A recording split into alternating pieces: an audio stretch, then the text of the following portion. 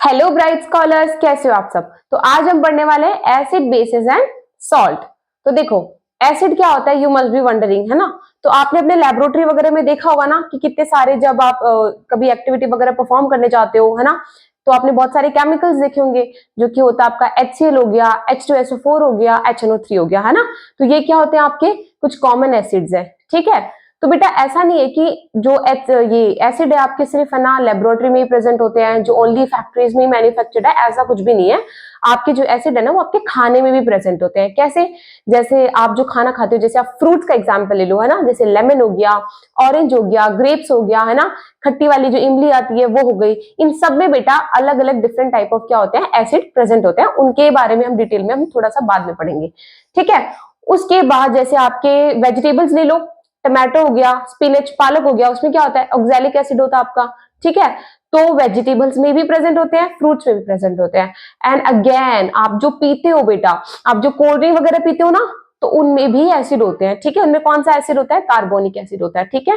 तो ये कुछ टाइप्स ऑफ एसिड होते हैं जो आपके खाने में, और आप जो लिक्विड लेते हो, है ना, जो ड्रिंक्स वगैरह करते हो, जूस वगैरह पीते हो, इन सब में बेटा क्या होता है, एसिड प्रेजेंट होता है। तो इन्हें कहते हैं ऑर्गेनिक एसिड्स। ऑर्गेनिक एसिड्स वो होते हैं जो आपके प्लांट और एनिमल्स के प्रोडक्ट से हमें मिलते हैं, ठीक है। तो नॉट ओनली बेटा जो आपके फैक्ट्रीज में मैन्युफैक्चर होते हैं, जो हमारे लेबोरेटरी में प्रेजेंट होते हैं, वही एसिड, सिर्फ एसिड नहीं होते हैं। एसिड आपके, आप जो एवरीडे लाइफ में जो खाते रहते हो ना, फ्रूट्स वगैरह खाते हो, खाना वाना खाते हो, इन सब में भी बेटा एसिड होते हैं। और सबसे बड़ा तो आपका बेटा दूध है। दूध में भी क्या होता है, एसिड प्रेजेंट होता है, क्योंकि दूध से ही तो दही बनता है ना। तो अगर दूध में एसिड है, तो दूध से अगर वो कोई दही बन रहा है, कोई प्रोडक्ट बन रहा है, तो उसमें भी क्या होगा, एसिड होगा। तो ये कुछ चीजें हैं जो आप एवरीडे लाइफ में क्या करते हो, इनटेक करते हो, ठीक है। और इनमें क्या होता है, आपका एसिड प्रेजेंट होता है, ठीक है। तो आपके लैब्स में नहीं, अपार्ट फ्रॉम लैब्स ऑल्सो आपकी एवरीडे लाइफ में फूड आइटम्स में भी क्या होता है, एसिड प्रेजेंट होता है, ठीक है। और आपका जो बेस है बेटा, बेस जैसे आपकी साबुन का एग्जांपल ले लो, ठीक है। बेस वो होते हैं बेटा जो सोप इन टच होते हैं। मैं उनकी प्रॉपर्टीज में एक बार आपको आगे जाके डिटेल में बताऊंगी कि बेस आपके होते क्या है। तो अभी आप मतलब ऊपर ऊपर से देख लो कि बेस आपके जो साबुन वगैरह होती है ना, डिटर्जेंट हो गया, सोप हो गई, है ना, इन सब में आपका क्या होता है, बेस होता है। तो इतना तो हमें पता चल गया कि एसिड कौन सी चीजों में, हमारी डेली लाइफ वाली कौन सी चीजों में प्रेजेंट होता है, और बेस हमारे कौन से आइटम्स में प्रेजेंट होता है, ठीक है। यहां तक क्लियर हो गया बेटा। अब देखो बेटा, एसिड किस किस चीज में प्रेजेंट होता है और बेस किस किस चीज में प्रेजेंट होता है ना, ये बहुत ज्यादा इंपॉर्टेंट होता है। क्योंकि हमें पता होना चाहिए कि कौन सी चीज में एसिड और कौन सी चीज में क्या हमारा बेस है। तो उसके लिए देखो बेटा, सबसे जो इंपॉर्टेंट चीज होती है जिसके थ्रू हम पता लगा सकते हैं, that is your pH scale. अब देखो, जिसको हम पढ़ने वाले हैं अभी, आपकी जो पीएच स्केल है ना, ये बहुत ज्यादा इंपॉर्टेंट होती है। क्यों? क्योंकि यही पीएच स्केल से आप बाद में जाके ना डिफरेंशिएट कर सकते हो, कैटेगराइज कर सकते हो कि ये आपका एसिड है या बेस है, ठीक है। तो जब आप एसिड बेस की प्रॉपर्टीज पढ़ोगे ना, तो उसमें सबसे जो इंपॉर्टेंट चीज होने वाली है ना, वो आपकी पीएच स्केल ही होने वाली है। क्योंकि जो पीएच स्केल है ना, वो बहुत इंपॉर्टेंट होती है एसिड और बेस को डिफरेंशिएट करने में। तो एक बार हम पीएच स्केल देख लेते हैं, एक बार आप ये अच्छे से देख लो। फिर जब आप प्रॉपर्टीज पढ़ोगे, तो उसमें जब पीएच के बारे में आएगा ना, तो आप इजिली आइडेंटिफाई कर पाओगे कि ये एसिड है या बेस है, ठीक है। तो देखो, हमारी जो पीएच स्केल है ना, हमारी पीएच स्केल है 0 से लेके 14 तक करती है। क्या? 0 से लेके 14 तक की रेंज होती है, ठीक है। 0 से लेके 14 तक की रेंज में होती है, ठीक है। अब देखो बेटा, 0 से लेके 14 के बीच में जो सबसे सेंट्रल वाला पार्ट है, दैट इज योर 7। ये होता है आपका न्यूट्रल। दैट मीन्स अगर किसी भी सोल्यूशन का पीएच अगर 7 आता है, तो वो आपका क्या होने वाला है, वो आपका होने वाला है न्यूट्रल, ठीक है। वो आपका न्यूट्रल होने वाला है, ठीक है। वही आपका सोल्यूशन अगर लेस देन 7 है, यानी 7 से कम है, तो आपका क्या होगा, एसिडिक होगा। और अगर मोर देन 7, अगर किसी भी उसका सोल्यूशन का अगर पीएच आता है, तो वो क्या होने वाला, आपका बेसिक होने वाला है, ठीक है। तो अगर 0 से लेके 7 तक के बीच में होगा, तो वो आपका क्या होने वाला है, एसिडिक होने वाला है, ठीक है। वही अगर आपका 7 से लेके 14 के बीच में, अगर रेंज के बीच में अगर किसी भी पीएच, किसी भी सोल्यूशन का पीएच है, तो वो आपका क्या होने वाला है, बेसिक होने वाला है, ठीक है। ये बहुत इंपॉर्टेंट है बेटा। अब देखो, आपको ये तो पता चल गया कि एसिडिक क्या है और बेसिक क्या है। जो न्यूट्रल आपका 7, जो आपका ये न्यूट्रल नंबर है, इससे अगर लेस हुआ तो एसिडिक होगा। अगर इससे मोर पीएच हुआ, ज्यादा पीएच हुआ, तो आपका क्या होने वाला है, सोल्यूशन बेसिक होने वाला है। तो आपको ये तो पीएच की हेल्प से यहां तक तो पता चल गया होगा कि एसिडिक क्या होता है और बेसिक क्या होता है, ठीक है, और न्यूट्रल कौन सा सोल्यूशन होता है। तो अगर कोई भी सोल्यूशन अगर आप उसका पीएच टेस्ट करते हो तो अगर वो 7 आ गया दैट मीन्स वो आपका सोल्यूशन है न्यूट्रल, और अगर 7 से कम आ रही है वैल्यू दैट मीन्स वो आपका सोल्यूशन क्या है, एसिडिक है, और अगर 7 से ज्यादा आ रही है दैट मीन्स वो आपका सोल्यूशन क्या है, बेसिक इन नेचर है। ठीक है, यहां तक तो आपने कैटेगराइज कर लिया। बट बेटा अगर आपको मान लो कोई पूछता है कि प्रॉपर एसिड की डेफिनेशन क्या होती है, तो देखो आप ये नहीं बोल सकते, ये तो चलो ठीक है पीएच आइडेंटिफाई कर लिया, पर देखो अगर किसी ने ऐसा पूछा तो आपको ये बताना है कि अगर H+ आयंस यानी हाइड्रोजन के जो आयंस होते हैं अगर उनका कॉन्सेंट्रेशन होता है, जैसे मान लो मैंने कोई एसिड लिया है, ठीक है, ये छोड़ो एक बार, लेट्स टेक एन एग्जांपल, मैंने एक एसिड लिया है, उसको मैंने पानी के अंदर डिसॉल्व कर दिया। अगर मैं किसी भी एसिड को पानी के अंदर डिसॉल्व करती हूँ तो वो पानी के अंदर डिसॉल्व यानी घुलने के बाद क्या रिलीज करेगा, हाइड्रोजन के आयंस रिलीज करेगा। तो अगर कोई भी सोल्यूशन, कोई भी एसिड अगर पानी के अंदर डिसॉल्व होने के बाद हाइड्रोजन आयन अगर रिलीज करता है, ठीक है, तो वो आपका क्या होगा, एसिड इन नेचर होगा। ठीक है, वो आपका होगा एसिडिक इन नेचर, क्योंकि एसिड जो होता है वो पानी में डिसॉल्व यानी कोई भी चीज अगर ले लो अगर वो पानी में अगर डिसॉल्व हो जाती है तो आपका क्या करती है, H+ आयन रिलीज करती है यानी हाइड्रोजन के आयन रिलीज करती है। ठीक है, तो वो आपका एसिड होगा। पर वहीं अगर बेटा अगर मैंने उस पानी में कोई एक ऐसी चीज डाली, मान लो कोई ऐसा सोल्यूशन डाला जो कि डिसॉल्व होने के बाद OH- आयन रिलीज करते हैं यानी आपके हाइड्रोक्साइड आयन रिलीज करते हैं, तो फिर वो क्या होगा, आपका बेसिक इन नेचर होगा। यानी अगर आप एसिड को वाटर में डिसॉल्व करोगे तो H+ आयन रिलीज करेगा यानी हाइड्रोजन के आयन रिलीज करेगा। वहीं अगर आप बेस को अगर पानी के अंदर डालते हो, डिसॉल्व करते हो, तो क्या हाइड्रोक्साइड आयन यानी OH- आयन को क्या करेगा, रिलीज करेगा। ठीक है, तो इन्हीं को हम एसिड कहते हैं और इन्हीं को हम बेस कहते हैं। ठीक है, तो एक बार आप ये चीज देख लो बेटा, अगर हम एसिड को अगर पानी के अंदर डिसॉल्व करेंगे तो वो क्या करेगा, आपके H+ आयन को क्या करेगा, रिलीज करेगा। ठीक है, वहीं अगर हम बेस को डिसॉल्व करेंगे तो आपके क्या करेगा, OH- आयन को क्या करेगा, रिलीज करेगा। ठीक है, ये भी आपको समझ में आ गया बेटा। अब देखो बेटा इन्हीं के बेसिस पे ना बेटा, इन्हीं दोनों के बेसिस पे ना आपके एसिड और बेस को अगेन दो कैटेगराइज में डिफाइन किया गया है। ठीक है, डिवाइड किया गया है, जो कि आपका है एक तो स्ट्रॉन्ग एसिड, ठीक है, दूसरा आपका है, यहां लिख देती हूँ एक मिनट, दूसरा आपका है वीक एसिड। क्या है आपका, वीक एसिड। ठीक है, तो देखो बेटा स्ट्रॉन्ग एसिड क्या होता है बेटा, स्ट्रॉन्ग एसिड वो एसिड होता है जिसको सॉरी देखो स्ट्रॉन्ग एसिड का आपका क्या हो गया, स्ट्रॉन्ग एसिड वो एसिड होता है बेटा जिसमें H+ आयन का जो कॉन्सेंट्रेशन है वो ज्यादा होने वाला है। ठीक है, अगर आपके H+ आयन का कॉन्सेंट्रेशन अगर ज्यादा है तो आपका क्या होने वाला है, स्ट्रॉन्ग एसिड होने वाला है। ठीक है, तो H+ आयन का जो कॉन्सेंट्रेशन है वो क्या होने वाला है बेटा, ज्यादा होने वाला है। ठीक है, वहीं आपका वीक एसिड का H+ आयन का जो कॉन्सेंट्रेशन होता है वो क्या होने वाला है, कम होने वाला है। अगर आपके हाइड्रोजन के आयन है अगर वो ज्यादा है तो आपका स्ट्रॉन्ग एसिड होगा, और अगर वो कम है तो आपका क्या होने वाला है, वीक एसिड होने वाला है। ठीक है, तो यहां से आपको पता चल गया स्ट्रॉन्ग एसिड क्या होता है और वीक एसिड क्या होता है। सेम चीज बेटा बेस के लिए भी है। ठीक है, अगर बेस में आपकी दो चीज होती है, एक होता है आपका स्ट्रॉन्ग बेस होता है, ठीक है, मैं, और एक होता है आपका वीक बेस।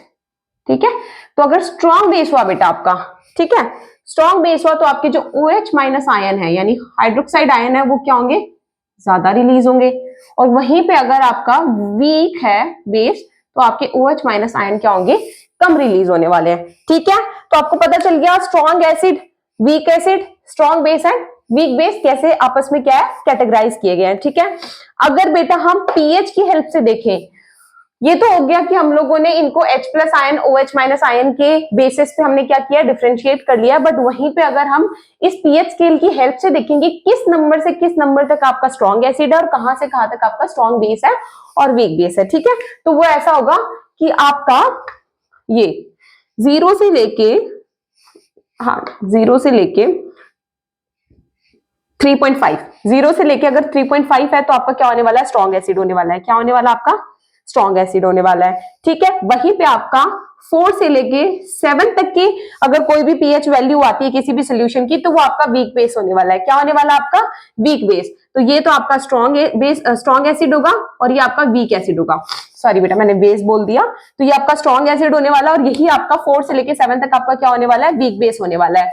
तो इतना तो आपको पता चल रहा होगा कि जब हम 7 के इधर जाते हैं, यानी इस साइड, अगर हम 7 से इधर लेफ्ट में टर्न करेंगे तो एक चीज तो आपको पता चलेगी कि H प्लस आयन की जो कॉन्सेंट्रेशन लेवल है वो क्या हो रहा है? बढ़ता जा रहा है। कैसे? देखो ना आप, यहाँ पे आपको पता है कि स्ट्रॉन्ग एसिड है। स्ट्रॉन्ग एसिड क्या होता है? जिसके H प्लस आयन क्या होते हैं? ज्यादा होते हैं। तो आप ये बोल सकते हो कि जब हम 7 से इधर पीछे की तरफ आते हैं, 0 की तरफ आते हैं ना, तो क्या होने वाला है? आपका H प्लस आयन का जो कॉन्सेंट्रेशन है वो क्या होने वाला है? इंक्रीज होने वाला है। सिमिलरली हम ये बेस के केस में भी बोल सकते हैं कि जब बेस में 7 के बाद इधर राइट साइड में जब जाता है, ये ऐसे इस साइड जाएगा, तो धीरे धीरे OH माइनस के आयन क्या होने वाले हैं? इंक्रीज होने वाले हैं। ठीक है, तो यहीं पे आपका क्या होता है बेटा, यहाँ पे इनको अगर नंबर के फॉर्म में कैटेगराइज करो तो 7 से लेके 9.5 तक तो आपके क्या होंगे? वीक बेस होंगे, और वहीं आपके 10 से लेके 14 तक आपके क्या होने वाले हैं? स्ट्रॉन्ग बेस होने वाले हैं। ठीक है, तो ये तो आपको पता चल गया कि नंबर के बेसिस भी कैसे strong acid, strong base, weak acid और वीक बेस को कैसे डिफाइन किया गया है। ठीक है, तो अगर आपको कोई भी पूछता है कि पीएच स्केल की हेल्प से बताओ कि आपका स्ट्रॉन्ग एसिड क्या है और वीक एसिड क्या है, तो आप बता दोगे आराम से कि स्ट्रॉन्ग एसिड, वीक बेस और स्ट्रॉन्ग बेस। मतलब आप बता दोगे ना बेटा कि क्या होता है। तो देखो, पीएच की स्केल से तो हम लोगों ने आइडेंटिफाई कर लिया कि एसिड क्या होता है, स्ट्रॉन्ग एसिड क्या होता है, वीक एसिड क्या होता है, स्ट्रॉन्ग बेस क्या होता है, वीक बेस क्या होता है। ठीक है, और H प्लस आयन की कॉन्सेंट्रेशन भी हमने देख लिया कि कहां पे ज्यादा होता है, कहां पे कम होते हैं, और सिमिलरली हमने OH माइनस आयन की भी कॉन्सेंट्रेशन को देख लिया है। तो अब जब हम आगे जब एसिड और बेस की प्रॉपर्टीज पढ़ने वाले हैं बेटा, तो आई होप आप इजिली कैटेगराइज कर पाओगे कि कौन सा ये एसिड है, कौन सा हमारा बेस है। ठीक है, तो ये हो गया हमारा पीएच स्केल जो आगे प्रॉपर्टीज में काम आने वाला। आई होप आपको ये तो समझ में आ गया होगा। ठीक है, अब देखो बेटा, कुछ इंपॉर्टेंट पीएच है, जैसे आपका ब्लड हो गया, लेमन हो गया, कैरेट जूस हो गया। ये आपके ना एनसीईआरटी बुक में भी 10th क्लास में मेंशन किया हुआ है बेटा कि आपके कुछ इंपॉर्टेंट पीएच है, तो एक बार इनको देख लो। ठीक है, ब्लड का पीएच है आपका 7.35 से लेके 7.45। ठीक है, ये आपका ब्लड का पीएच है। तो आपको पता चल रहा है कि ये क्या है? बेस के ऊपर है, यानी न्यूट्रल से ज्यादा है। दैट मीन्स ये आपका क्या होगा? बेसिक इन नेचर है। ठीक है, वहीं आपका लेमन का पीएच क्या है? 2.5 है। दैट मीन्स ये आपका एसिडिक इन नेचर है, बिकॉज ये लेस देन 7 है। वहीं आपका कैरेट जूस का कितना होता है? 6.69। अगेन ये एसिडिक है। ठीक है, कॉफी का आपका होता है 4.85 से लेके 5.10 के बीच में बेटा फ्लक्चुएट करता रहता है। ठीक है, उसके बाद आपका टमाटो जूस का, अगेन ये भी आपका एसिडिक है, कॉफी भी। ठीक है, देन अगेन आपका टमाटो जूस आपका क्या है? 4.1, ये भी एसिडिक है। टैप वाटर, अब देखो बेटा, दो चीज आएगी आपकी। एक आएगा, पहले एक बार HCl देख लो। HCl तो आपको पता ही है बेटा, सबसे कॉमन क्या आपका एसिड है ना? आपकी HCl हो गया, H2SO4 हो गया, देन HNO3 हो गया, ये आपकी क्या है? कॉमन एसिड है। तो इसका कितना है? 1.0 है। ठीक है, ये तो ऑब्वियसली बहुत स्ट्रॉन्ग एसिड है, इसलिए इसका 1.0 इसका पीएच वैल्यू है। देखो अब बेटा, दो चीज आने वाली है, एक आपका आएगा टैप वाटर, एक आपका आएगा डिस्टिल वाटर। ठीक है, तो देखो बेटा, जो टैप वाटर है और डिस्टिल वाटर है, आप यू मस्ट बी वंडरिंग कि ये देखो दोनों ही वाटर है, तो इन दोनों को मैंने अलग अलग क्यों लिखा है? तो देखो बेटा, जो आपकी टैप वाटर होती है वो क्या होता है? उसमें बहुत ज्यादा इंप्यूरिटीज होता है। ठीक है, उस पानी में बहुत ज्यादा इंप्यूरिटीज आती है, क्योंकि वही होता है ना, डस्ट पार्टिकल्स वगैरह होता है, पूरा प्योर वाटर नहीं होता है। So because of impurities, tap water में कुछ केमिकल्स प्रेजेंट होते हैं, जिसकी वजह से उसका जो पीएच है वो डिफरेंट होगा आपके डिस्टिल वाटर से। तो क्योंकि डिस्टिल वाटर वो वाला पानी होता है जो कि बिल्कुल प्योर होता है, और हम लोग उसको as a drinking water use करते हैं, तो डेफिनेटली दोनों का pH will be different. Why? Because tap water आपका इंप्यूरिटीज वाला होता है और डिस्टिल वाटर आपका क्या होता है? प्योरिटी वाला होता है। ठीक है, तो इस वजह से इन दोनों का पीएच क्या होने वाला है? डिफरेंट होने वाला है। तो अगर ऐसा एग्जाम में आता है तो कंफ्यूज मत होना, tap water and distil water will be having a different pH. और देखो, डिस्टिल वाटर हम लोग ड्रिंक करते हैं, दैट मीन्स ना ही वो एसिडिक होगा ना ही बेसिक होगा, वो बहुत ही परफेक्ट न्यूट्रल होता है। ठीक है, इसका जो पीएच होता है वो होता है 7। सो ये बेटा हमारा क्या है? न्यूट्रल है। ये न्यूट्रल इसलिए है बिकॉज ये तभी तो हम लोगों के लिए ड्रिंकेबल वाटर है ना, तभी ये क्या हमारे लिए अच्छा होता है, पानी फिट फॉर ड्रिंक होता है। ठीक है, नेक्स्ट आपका है टैप वाटर। टैप वाटर का बेटा होता है, इसका भी बेटा मतलब ऐसा कोई ऐसा एक एक्यूरेट नंबर नहीं है इसका भी ना, जैसे 6.5 से लेके 9.5 के बीच में ये क्या होता है, फ्लक्चुएट होता रहता है। तो ये आपके कुछ इंपॉर्टेंट क्या थे, पीएच थे। तो आई होप यहां तक आपको क्लियर हो गया होगा कि पीएच स्केल क्या होती है एंड कुछ इंपॉर्टेंट पीएच मैंने बता दिए, ठीक है। तो अब हम पढ़ने वाले हैं बेटा इन्हीं की हेल्प से, अब आगे जाके हम एसिड बेस इजीली मतलब उनको कैटेगराइज कर लेंगे। तो इसके बाद हम क्या पढ़ने वाले हैं, एसिड पढ़ने वाले हैं। Okay okay, so will be moving to the acid, properties of acid and that properties of base, और उसके बाद आगे मैं बताती हूँ आगे क्या करने वाले हैं। आई होप यहां तक आपको समझ में आ गया होगा। अगर आपको एक बार स्क्रीनशॉट लेना है तो आप एक बार स्क्रीनशॉट ले सकते हो, मैं साइड हो जाती हूँ।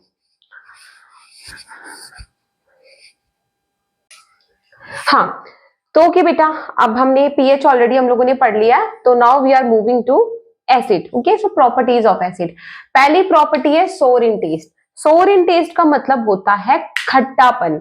जब हम कोई भी एसिड को हम जब इनटेक करते हैं हमारी बॉडी के अंदर, तो उसमें ना खट्टा खट्टा टेस्ट आता है। जैसे आप देखो, नींबू खा के देख लो बेटा, उसके अंदर ना एसिड प्रेजेंट होता है, तो जब आप नींबू खाते हो तो आपको खट्टा खट्टा टेस्ट आता होगा।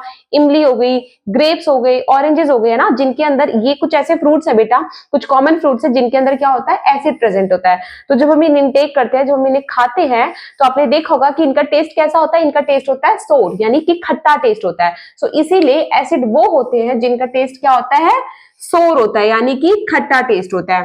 ठीक है, एग्जाम्पल हो ही गई, आपका लेमन हो गया, ठीक है, ऑरेंज हो गया, ऑरेंज हो गया, लेमन हो गया, उसके बाद आपके ग्रेप्स हो गए, एक्सेट्रा। ओके, इमली भी आप कर सकते हो, जिसको हम कहते हैं टैमरिंड, ठीक है, वो भी आप ऐड कर सकते हो आप चाहो तो ये कुछ ऐसे बेटा क्या है, एग्जांपल्स है जिनसे हम पता लगा सकते हैं कि इनको खाने से हमें क्या फील होता है, खट्टा टेस्ट फील होता है, क्योंकि इनके अंदर एसिड प्रेजेंट होता है।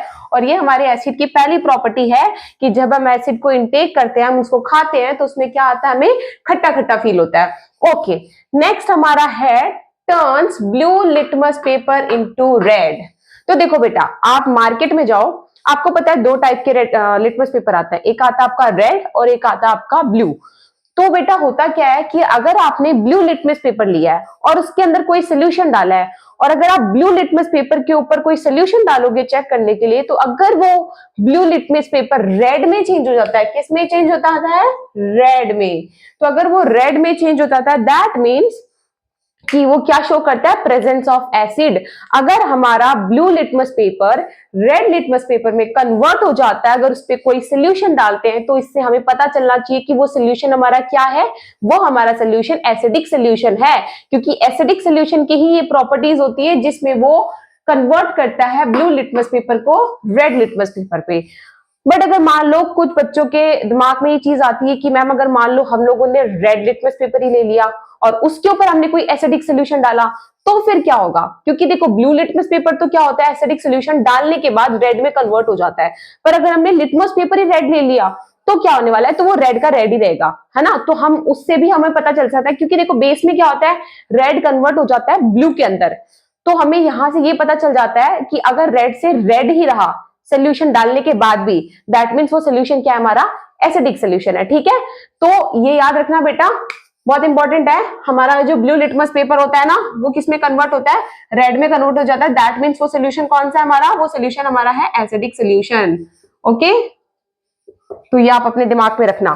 थर्ड प्रॉपर्टी है, एसिड जब मेटल के साथ रिएक्ट करता है, किसके साथ रिएक्ट करता है, मेटल। आपको पता है ना मेटल क्या होते हैं, सोडियम हो गया, पोटेशियम हो गया, है ना, आयरन हो गया, गोल्ड हो गया, सिल्वर हो गया, ये हमारे सराउंडिंग्स में प्रेजेंट है बेटा, है ना। तो इन्हें हम लोग मेटल कहते हैं। और एसिड भी आपको पता है, HCl हो गया, H2SO4 हो गया, HNO3 हो गया। तो जब एसिड और मेटल दोनों आपस में रिएक्ट करते हैं, तो क्या बनता है हमारा, सॉल्ट बनता है। क्या बनता है, सॉल्ट। और साथ ही साथ क्या रिलीज होती है हमारी, H2 यानी हाइड्रोजन गैस रिलीज होती है। क्या रिलीज होती है, H2 यानी हाइड्रोजन गैस हमारी साथ ही साथ क्या होती है, रिलीज होती है। तो जब एसिड मेटल के साथ रिएक्ट करेगा, तो हमेशा क्या बनाएगा, मेटल सॉल्ट बनाएगा बेटा, याद रखना, सॉल्ट बनाएगा। क्या बनाएगा, सॉल्ट बनाएगा, और साथ ही साथ हाइड्रोजन गैस को भी रिलीज करेगा। अब देखो बेटा, आपके ना बुक में ये मेंशन है कि अगर हाइड्रोजन गैस का हमें पता लगाना कि हाइड्रोजन गैस साथ ही साथ उसके रिलीज हुई है या नहीं हुई है, तो हमें कैसे पता चलेगा।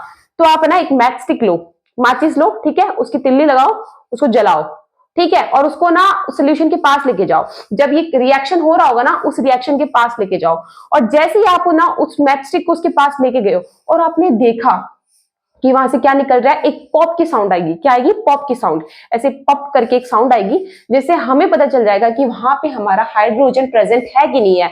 अगर पॉप की साउंड आ रही है दैट मीन्स हमारा हाइड्रोजन प्रेजेंट है, और अगर पॉप की साउंड नहीं आ रही है दैट मीन्स इस रिएक्शन के होने से हाइड्रोजन क्या है, रिलीज नहीं हो रहा है। ठीक है, तो यानी रिएक्शन हमारी प्रॉपर नहीं हो रही है, क्योंकि रिएक्शन तभी प्रॉपर होती है जब हमारा सॉल्ट बनता है और साथ ही साथ क्या निकलता है, हाइड्रोजन गैस निकलती है। तो आपको वन वर्ड में ये पूछ सकते हैं कि हाइड्रोजन की प्रेजेंस का कैसे पता चलता है। तो with the help of match stick, हम मैच स्टिक को जलाने से अगर पॉप की साउंड आती है तो उस पॉप के साउंड से ही हम क्या कर पाते हैं, आइडेंटिफाई कर पाते हैं, पता कर पाते हैं कि हमारा रिएक्शन प्रॉपर हो रहा है कि नहीं हो रहा है, और हाइड्रोजन हमारी प्रेजेंट है कि नहीं है एटमॉस्फेयर में। ठीक है, तो ये क्वेश्चन बन सकता है आपका। तो जब एसिड रिएक्ट करता है मेटल के साथ, आपका सॉल्ट बनाएगा। मैं एक आपको एग्जांपल से समझा देती हूँ। जैसे एक मिनट, जैसे आपका बेटा ये मेटल आपको पता है, सॉरी एसिड आपको पता है क्या है, HCl है। जैसे मैं HCl ले लेती हूँ, ठीक है, ये आपका एसिड है, मेटल आपका है Na, सोडियम। सोडियम जैसे आपका एक मेटल है। जब एसिड और मेटल दोनों आपस में क्या करेंगे, रिएक्ट करेंगे, तो क्या बनाएंगे, सॉल्ट बनाएंगे। तो बेटा आपको पता है कि हाइड्रोजन गैस क्या होने वाली है, रिलीज होने वाली है। तो आप हाइड्रोजन गैस को पहले ही बाहर निकाल दो, यानी H2 आपकी क्या होने वाली है, यहां बाहर सॉल्ट के साथ रिलीज होने वाली है। पीछे क्या बचा होगा बेटा, NaCl है ना। और आपको पता है एसिड और मेटल एक साथ क्या बनाएंगे, सॉल्ट बनाएंगे। तो NaCl आपका क्या होगा, सॉल्ट होगा, प्लस हाइड्रोजन गैस आपकी बाहर निकलेगी। ठीक है, तो ये आपका एसिड है, ये मेटल है, दोनों आपस में रिएक्ट कर रहे हैं, रिएक्ट करके क्या बना रहे हैं, आपका सॉल्ट बना रहे हैं। और आपको पता है ये कौन सा सॉल्ट है, और साथ ही साथ हाइड्रोजन गैस निकाल रहे हैं। आपको पता है ये कौन सा सॉल्ट है आपका, ये वो सॉल्ट है बेटा जो हम लोग खाना खाते टाइम जो नमक इस्तेमाल करते हैं ना, टेबल सॉल्ट, उसका फॉर्मूला है ये बेटा। किसका फॉर्मूला है, टेबल सॉल्ट का फॉर्मूला है। जो आप नमक खाते हो ना, व्हाइट वाला नमक आप अपने खाने में डालते हो अच्छे से, ताकि इससे ना आपको नमक वाला फील आए, है ना। तो वो वाला नमक जो है ना, उसका फॉर्मूला आपका NaCl। ठीक है, तो आपका एसिड और मेटल दोनों मिलके क्या बनाते हैं, NaCl बनाते हैं। ओके, तो अगर पूछे कि टेबल सॉल्ट का फॉर्मूला क्या है, तो टेबल सॉल्ट का फॉर्मूला क्या होता है, NaCl होता है। ओके, ये क्लियर हो गया। अब फोर्थ पॉइंट है हमारा, एसिड जब कार्बोनेट और बाइकार्बोनेट दोनों बेटा एक साथ, ठीक है, कार्बोनेट और बाइकार्बोनेट के साथ अगर रिएक्ट करता है, देखो कार्बोनेट का कंपाउंड फॉर्मूला क्या है, CO3 2- है। ठीक है, याद रखना, कंफ्यूज मत होना। और बाइकार्बोनेट में H लग जाता है और 2 हट जाता है ऊपर से, HCO3-। ठीक है, तो जब एसिड कार्बोनेट यानी CO3 2- के साथ और बाइकार्बोनेट यानी HCO3- के साथ अगर रिएक्ट करता है तो क्या बनाएगा, तब वो बनाएगा सॉल्ट। सॉल्ट तो बेटा बनना ही है, ठीक है, ये तो याद रखना। और साथ ही साथ क्या रिलीज होता है, हमारा वाटर रिलीज होता है।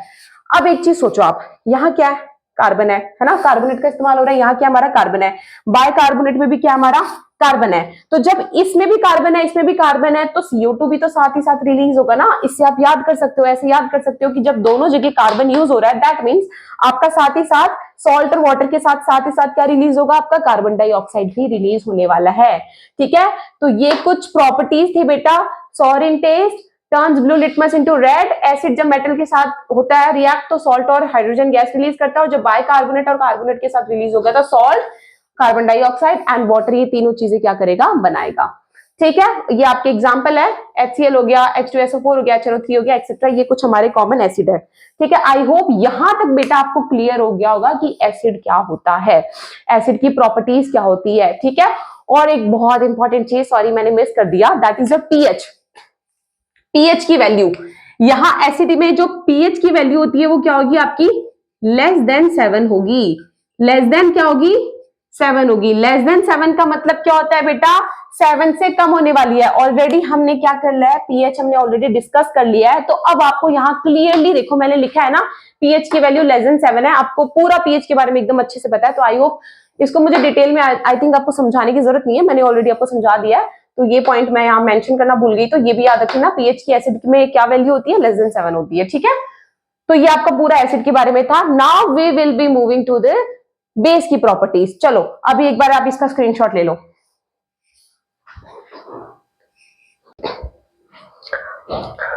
ओके ओके बेटा, now we are moving to the properties of base, कि बेस की प्रॉपर्टीज क्या होती है। ठीक है, तो देखो जैसे हमारे एसिड थे बिल्कुल क्वाइट डिफरेंट है बेस की प्रॉपर्टीज। ठीक है, सो देखो जैसे यहाँ पे फर्स्ट प्रॉपर्टी क्या है, bitter in taste and soapy in touch. Bitter in taste का मतलब होता है कड़वापन, यानी जब आप बेस को टेस्ट करते हो, वैसे तो नहीं करना चाहिए, हार्मफुल होता है, बट व्हेन यू टेस्ट तो उसका कैसा टेस्ट होने वाला है, बीटर होने वाला है। ठीक है, यानी कड़वा टेस्ट आएगा। एंड सोपी इन टच, सोपी इन टच का क्या मतलब होता है, जब आप इनको टच करोगे ना, जैसे साबुन ले लो बेटा, साबुन के अंदर क्या होता है, बेस होता है, तो जब साबुन को टच करते हो आपको कैसा फील होता है, सोपी सोपी ना, स्लिपरी स्लिपरी, ऐसे फिसलना चिकना चिकना सा फील होता है ना, तो वो होता है सोपी इन टच। तो जब आप बेस को टच करोगे तो आपको ऐसे स्लिपरी स्लिपरी फील होगा, एंड ऑल्सो जब आप टेस्ट करोगे तो आपको कड़वा कड़वा सा फील होगा, यानी बीटर होगा। ठीक है, तो ये आपकी क्या थी, फर्स्ट प्रॉपर्टी थी। Then second property, turns red litmus into blue. इसका मतलब ये होता है, जैसे बेस में जैसे एसिड में हमने पढ़ा था कि वो ब्लू लिटमस पेपर को रेड लिटमस पेपर में कन्वर्ट करता है, सिमिलरली आपका जो बेस होता है वो क्या करता है, रेड लिटमस पेपर को किस में कन्वर्ट करता है, ब्लू में कन्वर्ट करता है। ठीक है, सो ये तो मतलब बहुत कैजुअल हो गया बेटा, मैंने आपको एक बार अच्छे से समझा दिया है, तो अभी हम ज्यादा डिटेल में नहीं जाएंगे। और जैसे आपके एसिड बेटा मेटल के साथ रिएक्ट करके सेम सॉल्ट और H2 रिलीज करते थे, सेम आपके बेस भी क्या करने वाले हैं, आपके बेस भी मेटल के साथ रिएक्ट करके क्या करेंगे, सॉल्ट बनाएंगे, एंड साथ ही साथ क्या रिलीज करेंगे, H2 रिलीज करेंगे। ठीक है, अब देखो आपका बेस का एक एग्जांपल मैं आपको बता देती हूँ। जैसे बेस क्या होता है बेटा, बेस का है आपका स्ट्रॉन्ग बेस ले लेती हूँ NaOH। ठीक है, ये आपका है, चल क्यों नहीं रहा है, एक मिनट, NaOH बेटा। ठीक है, एक बार देख लो, ये अच्छे से चल नहीं रहा है, पर आप देख लो, एडजस्ट कर लो थोड़ा सा। NaOH है, ये आपका क्या है, ये आपका है बेस। तो जब NaOH यानी ये बेस आपका किसके साथ रिएक्ट करेगा, मेटल के साथ, हम क्या ले लेते हैं, Zn, जिंक ले लेते हैं। ठीक है, तो जब आपका बेस मेटल के साथ रिएक्ट करता है तो क्या बनाता है, बिल्कुल जैसे एसिड में सॉल्ट बना रहा था, आपको याद रखना बेटा, बेस में भी सॉल्ट ही बनाता है। ठीक है, तो जब NaOH आपका Zn यानी जिंक के साथ क्या करेगा, रिएक्ट करेगा, तो क्या बनाएगा आपका, आपको पता है कि देखो ये आप H2 तो बाहर निकाल दो बेटा पहले ही, तो H2 बाहर हो गया। ठीक है, फिर आपका क्या बनाने वाला है, ये बनाने वाला आपका Na2ZnO2, क्या बनाएगा, Na2ZnO2, जिसको हम क्या कहते हैं, ये आपका सोडियम है और ये आपका जिंकेट होता है, इसको ZnO2 को क्या कहते हैं, जिंकेट कहते हैं। तो ये आपका क्या बनाने वाला है कंपाउंड, कौन सा कंपाउंड बनाएगा, सोडियम जिंकेट, क्या बनाएगा, सोडियम जिंकेट।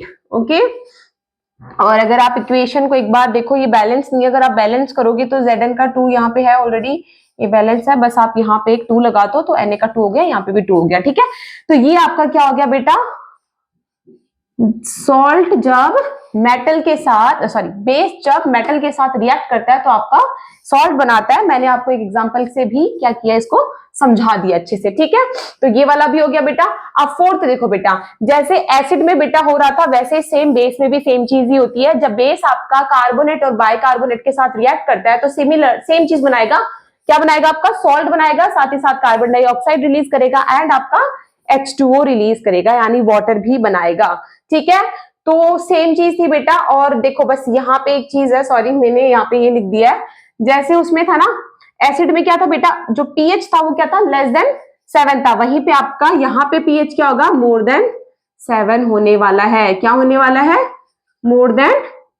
<7 होगा। ठीक है, तो ये चीज रखना आप माइंड में। ओके, इसका एग्जाम्पल देख लो बेटा। सो इसका बेस का एग्जांपल क्या है, NaOH है आपका, सोडियम हाइड्रोक्साइड है, KOH क्या होता है, पोटेशियम हाइड्रोक्साइड होता है, CaOH2 क्या होता है आपका, कैल्शियम हाइड्रोक्साइड, एंड CaCO3 क्या होता है आपका, कैल्शियम कार्बोनेट। ठीक है, एक्सेट्रा और भी बहुत सारे होते हैं, पर ये वाला देखो बेटा, ये वाला एक तो आपका ये NaOH और एक आपका KOH, ये आपका स्ट्रॉन्ग बेस होता है, याद रखना। ठीक है, ये भी होते हैं बट ये इतने स्ट्रॉन्ग नहीं होते हैं जितना NaOH एंड KOH होता है। ठीक है, और इन दोनों में से सबसे ज्यादा स्ट्रॉन्ग कौन होता है, NaOH होता है। ठीक है, ये आपका हो गया सोडियम हाइड्रोक्साइड। अब देखो बेटा, एक तो अगर आपको ना इनके अगर केमिकल फॉर्मूला नहीं पता ना, आपको इनका नाम नहीं पता ना कि केमिकली आप इनको क्या बुलाते हो, तो वो बहुत इंपॉर्टेंट होता है बेटा। NaOH देखो, Na मतलब होता है सोडियम, OH का होता है हाइड्रोक्साइड, तो क्या बनेगा आपका सोडियम हाइड्रोक्साइड। आपके फटाफट माइंड में आना चाहिए NaOH को देख के कि अच्छा Na आपका क्या होता है, सोडियम होता है, OH क्या होता है, हाइड्रोक्साइड होता है, सोडियम हाइड्रोक्साइड।